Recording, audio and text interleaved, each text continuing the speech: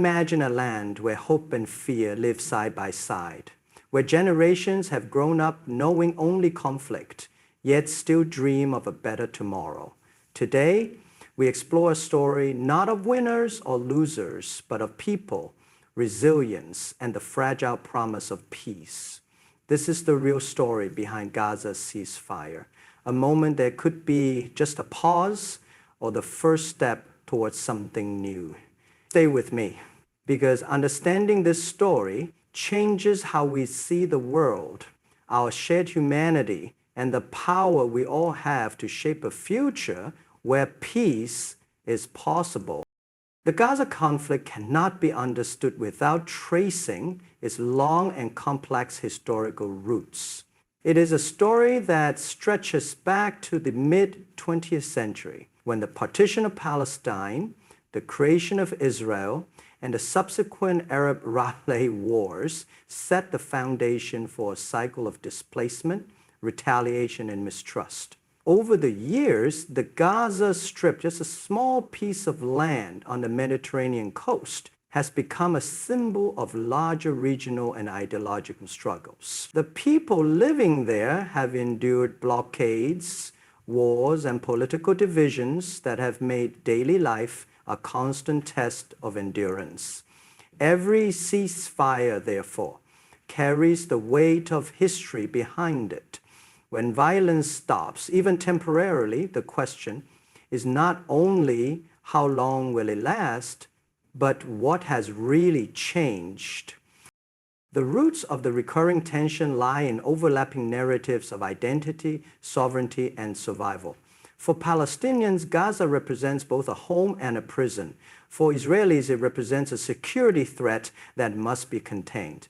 Each side sees itself as defending its people, yet both have suffered profound loss. These perceptions have hardened over time, shaped by repeated failures of dialogue and deepened by generations who have grown up knowing only conflict. Ceasefires, in this sense, are often like bandages placed on unhealed wounds, temporary relief without addressing the deeper pain beneath.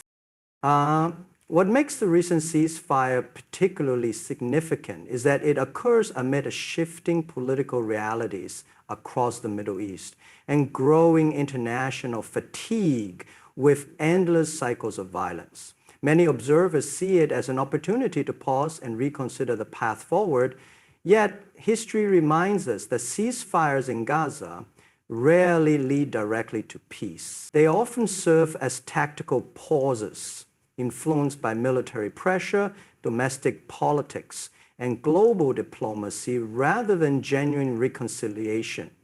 The challenge lies in transforming that pause into progress. To do that, both sides and the international community must confront the uncomfortable truth that peace cannot be sustained through military balance alone. It requires confronting history honestly, acknowledging displacement, security concerns, and human suffering on both sides. Only through such recognition can a ceasefire evolve from a political necessity into a moral commitment. The real understanding of Gaza's story begins when we see that every pause in fighting is not an ending, but a reflection of how deeply history still shapes the present. The recent ceasefire in Gaza was heavily shaped by international mediation and coordinated diplomatic efforts. No conflict in today's interconnected world exists in isolation, and the Gaza situation is a prime example of how external actors influence outcomes even when local dynamics remain complex.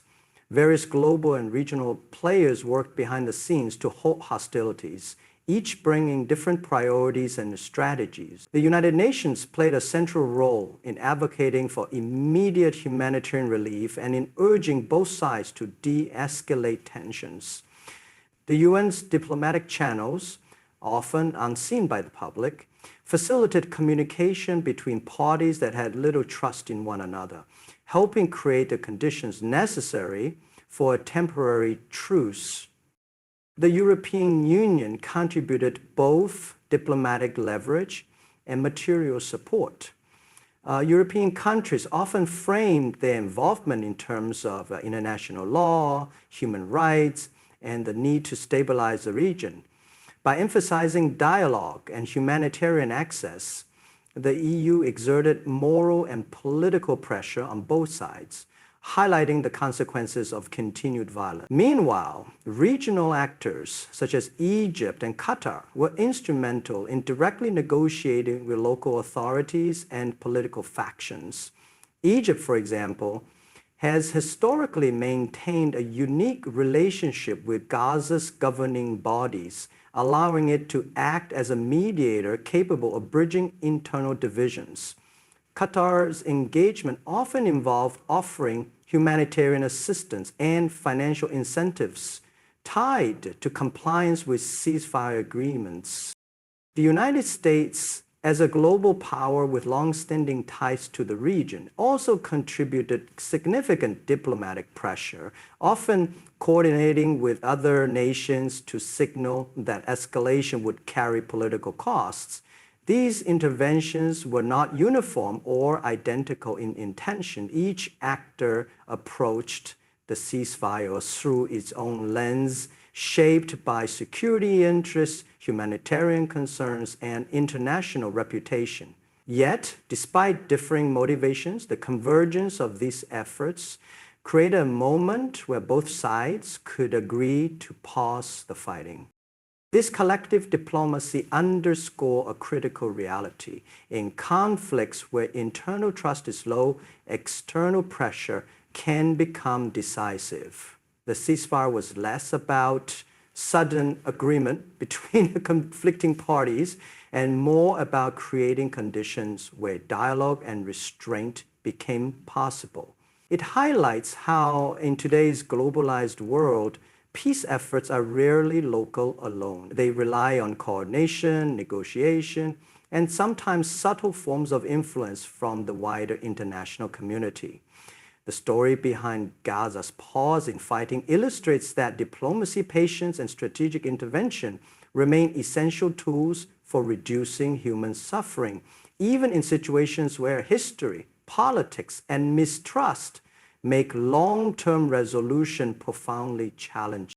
Beyond political negotiations and diplomatic efforts, the true measure of a ceasefire in Gaza is its impact on the lives of ordinary people. The human dimension of the conflict often gets overshadowed by headlines, yet it is at the heart of why any pause in violence matters. Tens of thousands of residents have been displaced multiple times over the years, living in conditions where access to clean water, electricity, and medical care is severely limited.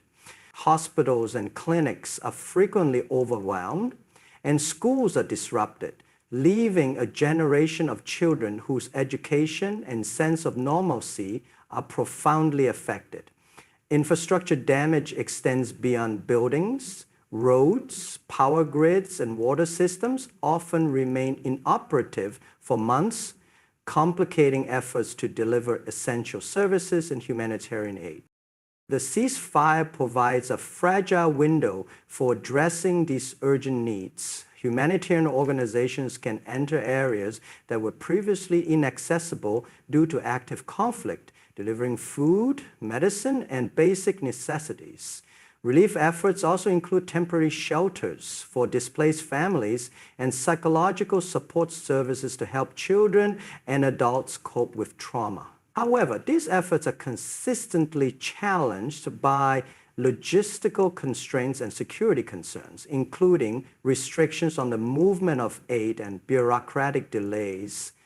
The physical rebuilding of homes and infrastructure is only part of the solution. Communities must also regain a sense of stability and safety, which is far more difficult to achieve in an environment where the threat of renewed violence always looms. The ceasefire also presents an opportunity for longer-term planning. Urban reconstruction, economic revival, and restoration of public services require not only resources, but also cooperation between local authorities, international donors, and aid organizations. Investment in education, healthcare, and employment programs can help prevent the conditions that allow cycles of violence to perpetuate. Yet these efforts are fragile, as political disagreements and the ongoing risk of conflict can quickly undermine progress. Every day of calm becomes a critical opportunity to strengthen community resilience, rebuild trust, and provide the support necessary for people to regain control over their lives. Ultimately, the human story behind the ceasefire reminds us that peace is measured not only by the absence of bullets or missiles, but by the ability of people to live with dignity, security, and hope. The pause in fighting opens a narrow but vital window to alleviate suffering, rebuild lives, and create the conditions that could allow future reconciliation. Focusing on these tangible human needs helps shift the conversation from abstract politics to real, everyday experiences, showing that the impact of a ceasefire extends far beyond headlines into the lived reality of those who endure the conflict every day. The recent ceasefire in Gaza cannot be fully understood without considering the broader geopolitical landscape and the role of global powers in shaping both the conflict and its resolution. In today's interconnected world, local conflicts are rarely isolated. They are influenced by international alliances, strategic interests, and shifting balances of power. Major countries monitor developments in Gaza not only for humanitarian concerns, but also for implications related to regional stability, energy security, and political influence. The actions and response of these powers often affect the strategies of local actors, influencing when, how, and under what conditions a ceasefire is agreed upon. Global powers, including the United States, European nations, and regional actors, often engage in a careful balancing act. For some, involvement is motivated by desire to uphold international norms, protect human rights, and maintain stability. For others, considerations include alliances, defense commitments, and broader strategic calculations. These overlapping motivations mean that ceasefire negotiations are rarely straightforward. The timing and terms of any pause in fighting often reflect not only local circumstances, but also the geopolitical calculations of countries watching closely from afar. Diplomacy, aid, and political pressure are tools through which these powers shape outcomes, sometimes quietly behind closed doors, and sometimes through public statements and international forums. For European audiences, the Gaza ceasefire is a reminder of the continent's role in promoting humanitarian values while navigating complex political realities. Europe's engagement often emphasizes negotiation, humanitarian assistance, and international law. By leveraging diplomatic influence and resources, European nations aim to reduce immediate suffering and support conditions conducive to longer-term stability. At the same time, Europe must recognize the limits of external influence. Peace in Gaza cannot be imposed from outside. True progress depends on cooperation among local actors, supported but not dictated by the international community. Ceasefire also highlights the interplay between local vulnerabilities and global strategic interests. While residents of Gaza experience the immediate consequences of violence, decisions made by distant powers often shape the possibilities for relief, reconstruction, and sustained peace. Understanding these dynamics is essential to interpreting the real story behind the ceasefire. It is not merely a result of local decisions or goodwill.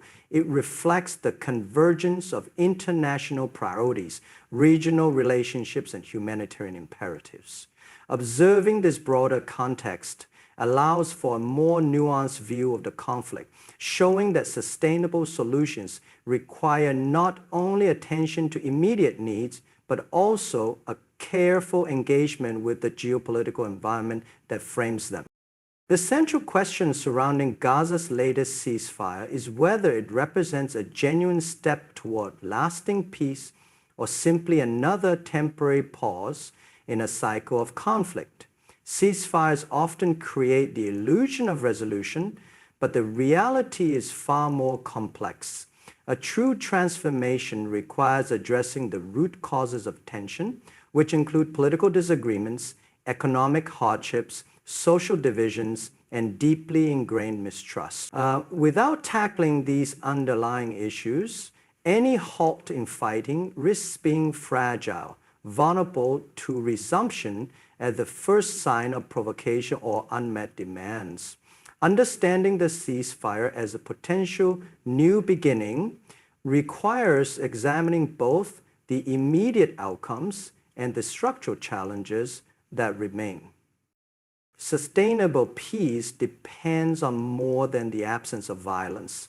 It requires building conditions in which communities can coexist without fear. This involves creating economic opportunities, ensuring access to essential services, and restoring civil institutions that have been weakened or destroyed by years of conflict. Social cohesion is another critical element. Generations who have grown up in an environment of hostility need avenues for dialogue, education, and reconciliation. These processes are slow and often invisible, but they are essential for converting a ceasefire from a temporary reprieve into a foundation for long-term stability. International support can play an important role in facilitating this transition, but external involvement alone cannot substitute for local ownership of the peace process. Humanitarian aid, diplomatic engagement, and reconstruction programs create opportunities, yet their effectiveness depends on cooperation and trust between local authorities, civil society, and the affected populations. Every ceasefire presents a window of opportunity to strengthen these foundations, but it also tests the willingness of parties to engage constructively rather than retreat into entrenched positions. The broader lesson is that peace is not simply declared through agreements. It is cultivated through sustained effort, accountability, and a commitment to human dignity. Recognizing the difference between temporary calm and a genuine new beginning is crucial for understanding the real story behind Gaza's ceasefire.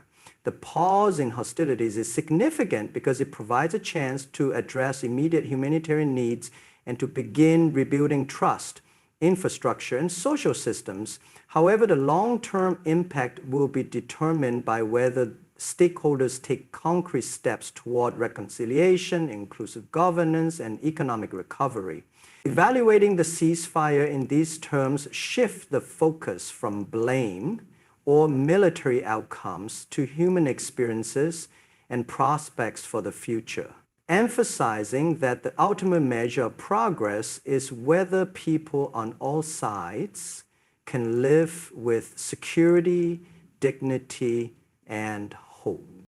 In conclusion, Gaza's recent ceasefire is a moment that carries both hope and caution.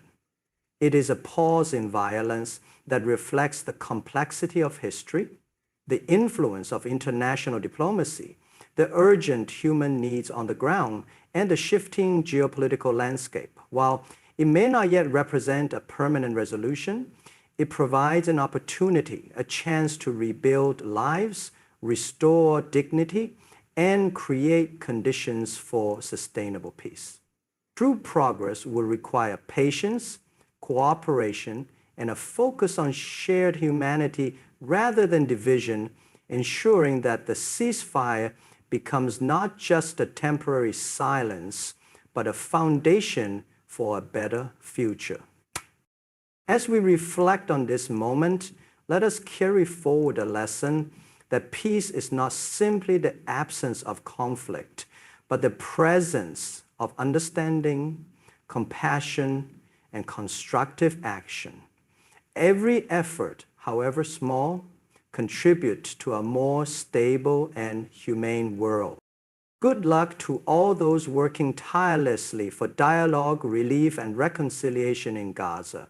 Thank you for your attention, your empathy, and your commitment to a vision of peace where every life is valued and every voice is heard.